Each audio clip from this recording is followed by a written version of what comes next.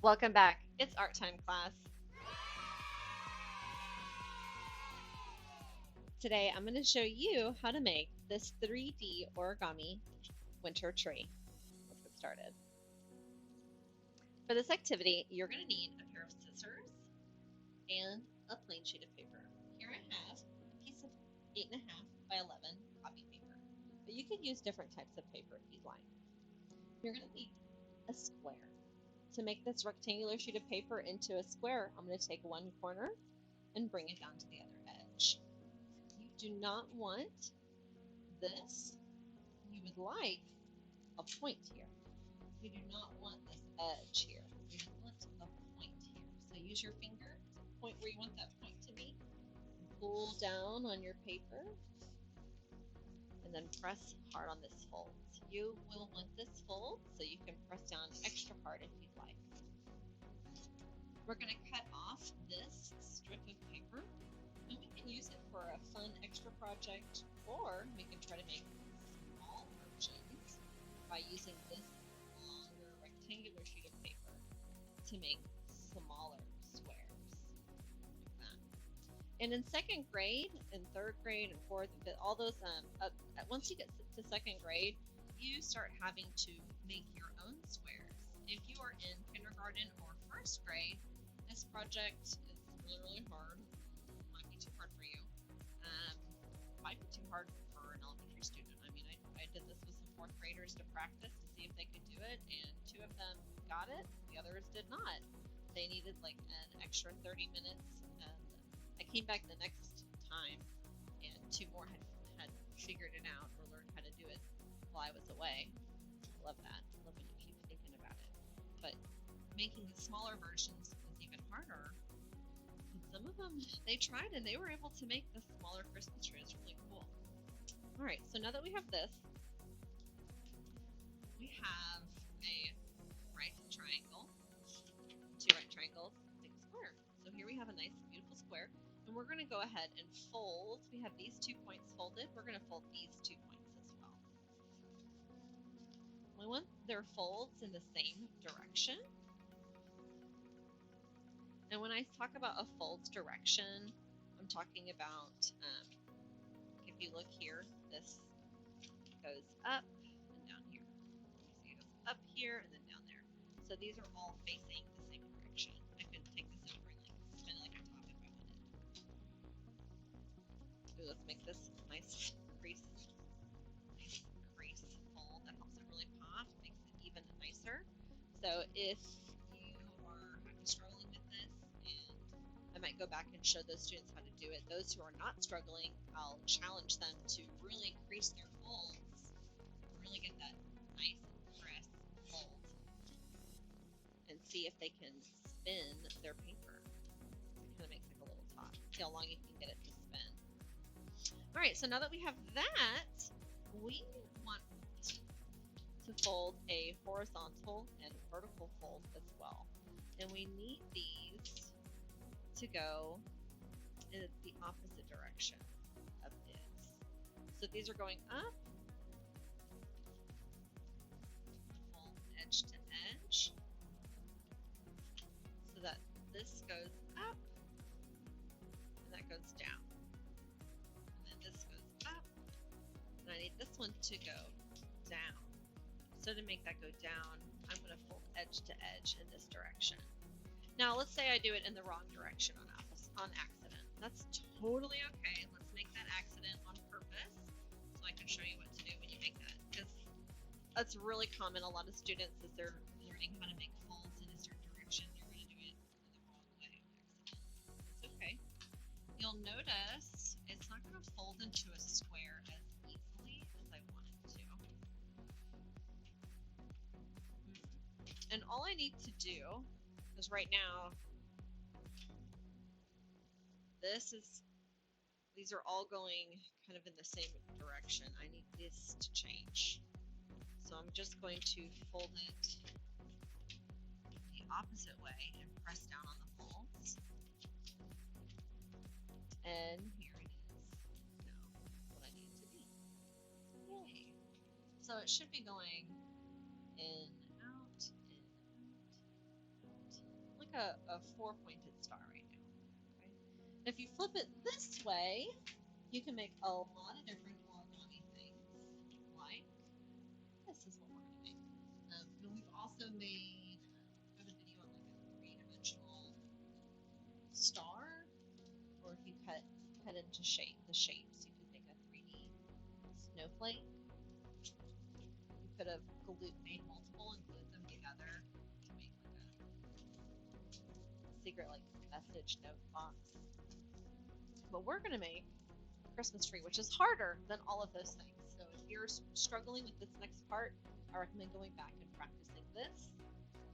Because once this is really good, you're really strong at making these. This next part is going to be as challenging. You're going to take 1, 2, 3, 4. There's 4 of them, and you're going to fold them so that they're laid down. It's like a rhombus shape right here, kite shape. So each of these is a part of the Christmas tree. Okay, I need to do that to all 4 of them. Let's do it again. So I'm going to kind of push down on here. Sometimes you'll get like a frump up at the top. You can be gentle with your finger. Okay. It kind of helps, I think, to hold this down right here. Push, and I don't want to like push to the side. I want to try to line it. Keep going. Go ahead and flip it over. This fold is a little, let's see, that down. Look at that, it's trying to crease on me and be frumpy.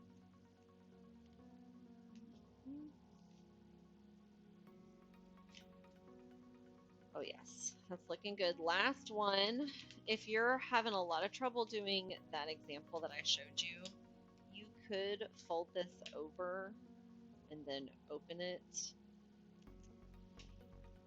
and then fold. See, this direction needs to be folded the opposite right there. That is something you can try.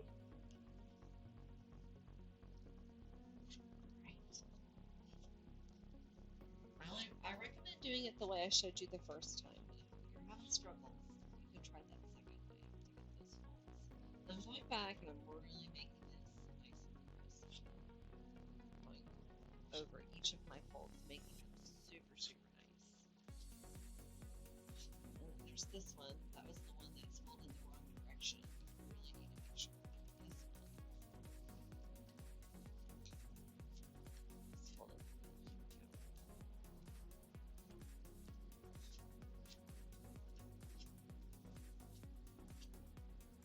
Two at a time? Does that make me faster?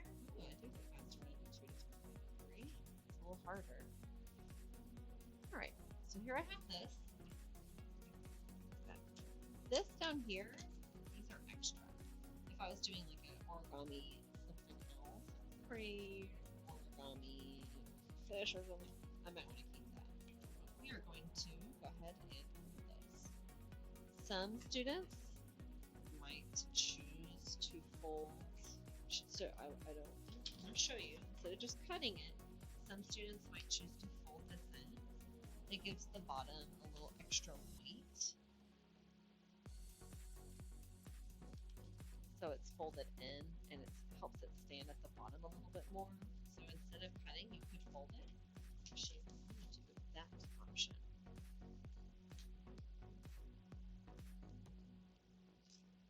You still need your scissors for the last step. Okay?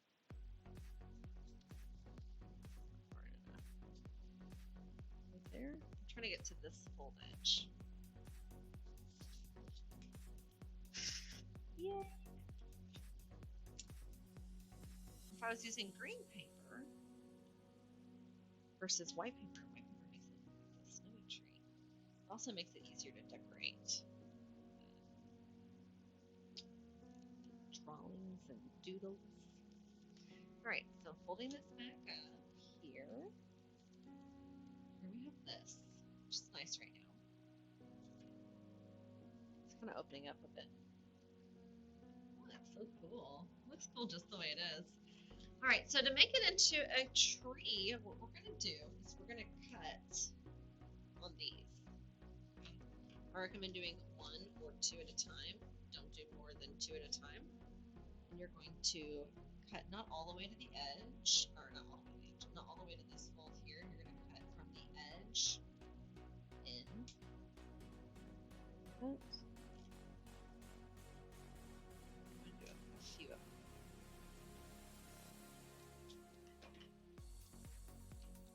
So I did 2 layers at the same time. Save a little time. When I have all of them cut, you're going to fold this down a little. So I'm taking this part and just kind of rolling it. This does take some time. And you end up with that. And when you have several of those, it creates a fullness to the tree that really helps it stand up.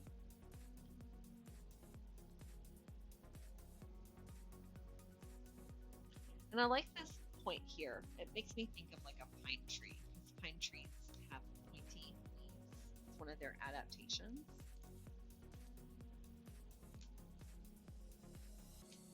The type of leaf that it has is pointy. So when I have a pointy, like a fold over here that has a point to it, it's pointy. It makes it look even more like a pine tree, like an evergreen tree.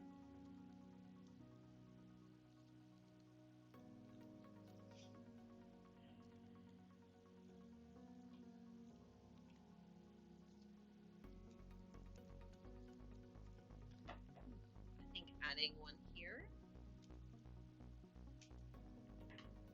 and then having that one in on a different level make it even better.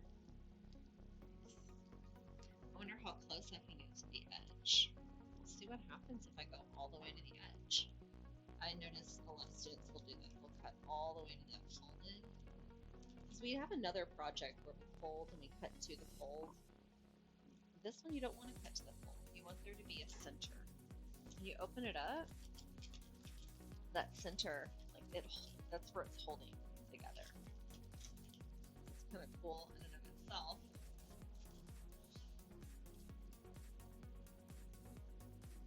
Let's see what happens if I do it all the way to the center. So this is just paper. I could totally make another one if I make a mistake or mess up on it.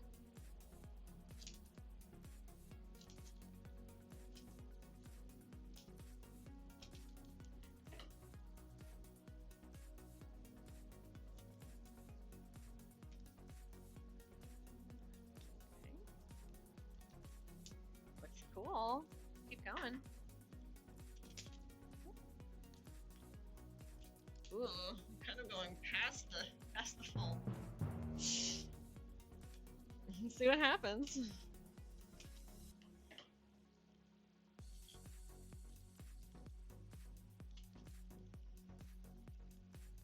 It definitely is a little harder to control the more I do.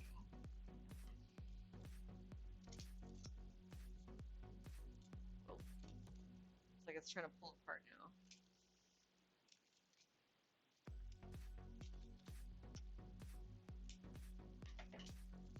Here at the bottom, see how it's kind of pulling apart right there? That's what I mean by it's trying to pull apart. It's not holding together.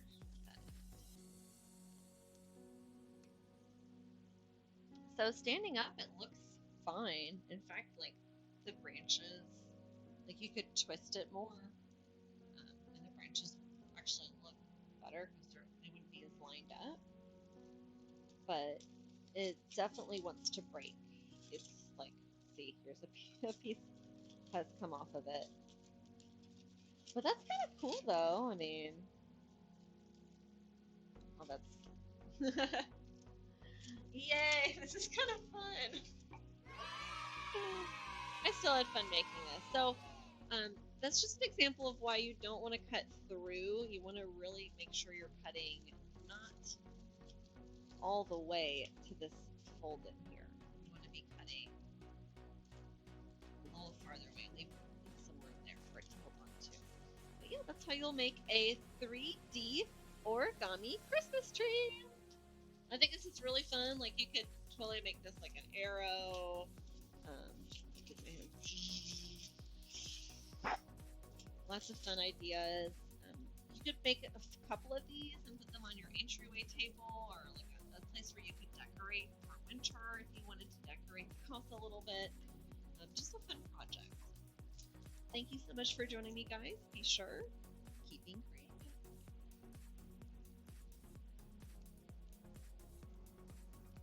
Put your name on this.